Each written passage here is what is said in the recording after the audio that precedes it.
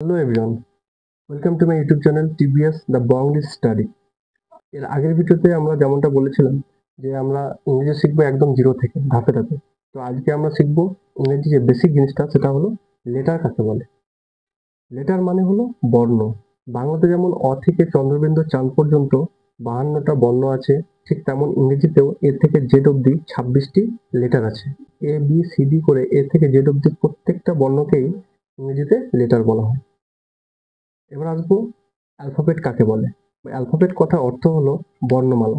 বাংলাতে যেমন অ থেকে চন্দ্রবিন্দু চাঁদ পর্যন্ত 52টি বর্ণ আছে এবং তাদের একত্রে বলা হয় বর্ণমালা।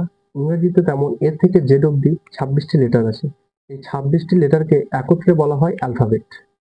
কোনো পার্টিকুলার এ বা বি বা সি এদেরকে অ্যালফাবেট বলা হয় না, এদেরকে বলা হয় লেটার বা বর্ণ। কিন্তু এ থেকে জেড অব্দি 26টি লেটারের সমষ্টিকে বলা হয় অ্যালফাবেট। তোমার নামের প্রথম লেটারটা কি? কমেন্ট বক্সে জানাও।